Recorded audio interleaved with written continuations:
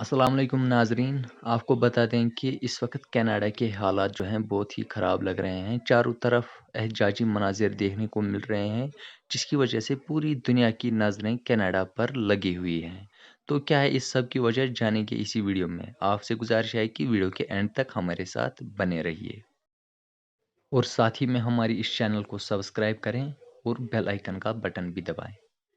اصل میں مسئلہ یہ ہے کہ جسٹن ٹروڈو کی حکومت نے ٹرک ڈرائیوروں کے لیے جو سرحد کے پار امریکہ میں جاتے ہیں ان کے لیے ویکسینیشن ضروری قرار دیا تھا، اور جو وہاں سے واپس آتے ہیں اور جن کی ویکسینیشن نہیں ہوئی ہے ان کے لیے 14 دنوں کے لیے کوارنٹائن پر جانا ضروری قرار دیا تھا۔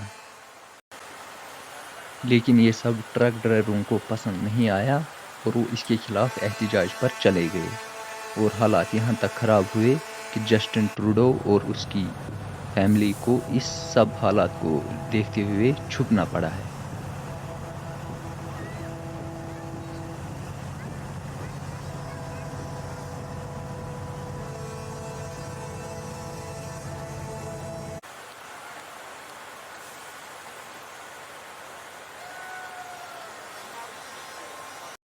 The pandemic is a problem.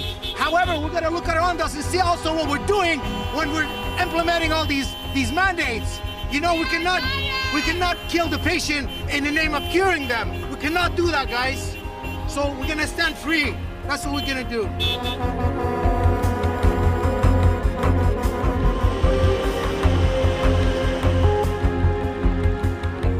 We have mandated vaccination for transportation sector, for the airline sector, for marine sector, for the rail sector last fall, and we've done it successfully. So now almost 99% of workers in those sectors are fully vaccinated.